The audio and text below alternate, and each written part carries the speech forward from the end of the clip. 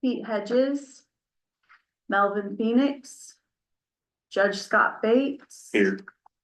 Jody Bramblett, Judge Scott Travis, Neil Martindale, Jim Hoskins, Mark Bates, Terry Roach.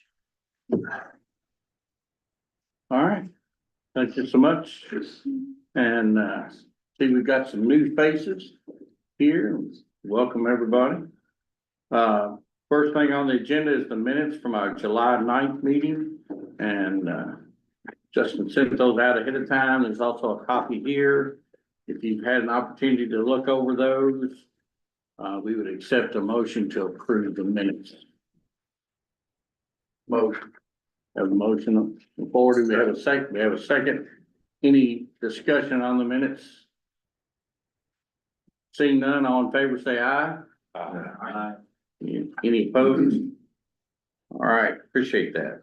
So, Russ, before we have Paul, I forgot Okay. to put this on the agenda. We're gonna have Katie actually kind of give a presentation first, and I'd like to have Felicia, our Community Economic Development Director, kind of give a little segue into what Katie's gonna present on in our Regional Planning Council meeting this morning. So this morning, we had our Regional Planning Council, which is members of your planning and zoning in your counties. And our previous meeting as well, it was brought up that Louisville Metro has been working on their development regulations, particularly in areas around Floyd's Fork watershed. And that got us into the discussion of the Regional Planning Council. Well, if they are making changes to their regulations to help, the livelihood of our watershed in Jefferson County, it's probably more beneficial if all of our counties in the KIPDA region actually take a look at their zoning regulations to see what actually changes need to be done to those regulations. A lot of our rural counties do not have development standards if you are going to build a development along a watershed in their counties. So kind of on the spearhead of Louisville Metro, we knew changes need to be made. We need to make those changes, we know, on our zoning regulations as well as our building regulations in all of our counties.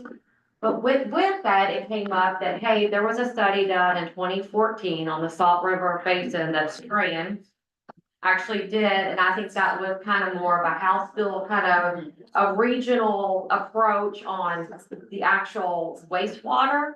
So we kind of felt like this was would help kind of get us all kind of on the same page. If we revisit it, because a lot of us were not familiar with that 2014 plan, and it's been 10 years. We know a lot of that plan has already been implemented or is no longer applicable to what's going on today, 10 years later. So we wanted to look at that. We know it was done by the Regional Water Council 10 years ago. And if you all have